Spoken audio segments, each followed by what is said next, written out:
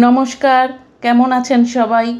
রিতাস ডায়েরির নতুন একটা ব্লগে সবাইকে স্বাগত জানাই। আজকে বিকেলের ভিডিও এটা।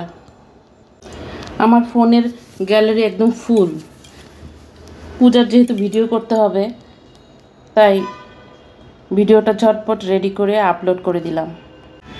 আমাদের একটা ফ্রেন্ড অসুস্থ, সে ভেলুর থেকে অপারেশন করে এসেছে।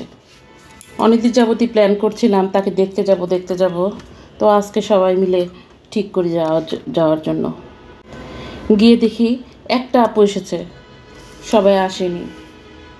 4টা বাজে সবার এই বসুন্ধরা শপিং মলে আসার কথা। রাস্তায় অনেক জ্যাম, তো আসতে দেরি হবে, তাই আমি একটু ভিতরে ঢু মারতে গেলাম। এটা ফার্স্ট ফ্লোর। মার্কেটটা বিশাল বড়, রেগুলারই এখানে যাওয়া হয়। কাঁচা বাজার বাদ দিয়ে সব কিছুই এখানে পাওয়া যায়। তো একটু ঘুরতে ঘুরতে সামনে ইয়েলো চোখে পড়লো, ইয়েলোতে একটু ঢু মারতে গেলাম। আমার প্রায় সব ড্রেসই ইয়েলো থেকে কেনা। আমি যেই ড্রেসটা পরে আছি এটাও ইয়েলো থেকে। আমার হাজব্যান্ডের খুবই পছন্দের দোকান। আমাদের মা মেয়ের প্রায় সব ড্রেসই এই ইয়েলো থেকে নেওয়া। নতুন কি কালেকশন আছে একটু দেখে আসলাম।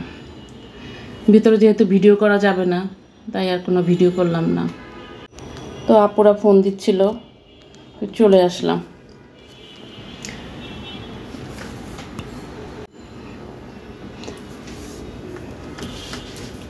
বাইরে এসে দেখি সবাই আসছে, তবে একটা আপু বাকি ছিল, সে অনেক দূর থেকে আসবে। রাস্তায় অনেক জ্যাম। আর আমাদের সাথে যে বৌদি আছে সে অনেক আগে আসছে, এসে সে এই গরমের ভেতর বাইরে বসে আছে, এটাই সে এক্সপ্লেন করছিল। আমরা এত আগে এসে আমরা ভিতরে বসে আছি আর সে বাইরে বসে আছে। এই শপিং মলটা বিশাল জায়গা জুড়ে। এটার ভিতরটাও যেমন সুন্দর, বাহিরটাও তেমনই সুন্দর। সারাদিন কাটানোর মতো একটা জায়গা। প্রায়ই আসা হয় এখানে, যেহেতু বাসাটা বসুন্ধরার পেছনে, তাই আমরা সবাই বসুন্ধরায় মিলিত হই। তারপর এখান থেকে একটু হেঁটে ওর বাসায় আসি। বৃষ্টির জন্য রাস্তা একদম নোংরা ছিল। বাসায় এসে সবাই এত গল্পে মশগুল হয়ে গিয়েছিলাম আর ভিডিও করতে মনে ছিল না।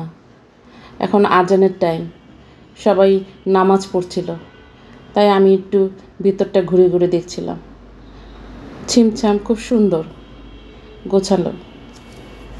বসুন্ধরার পেছনেই বাসাটা। বিশাল বড় বারান্দা, রাস্তা দেখা যায়। বাসাটা মনে হয় 4 তলায় মনে উঠেছিলাম। হ্যাঁ, 4 তলায় ছিল বাসাটা। এরপর সবাই নাস্তা করতে করতে গল্প করছিলাম। গল্প আর শেষ হয় না, সবাই একসাথে হলে গল্প শেষ হয় না। সবার একটার পর একটা টপিক বের হতে থাকে।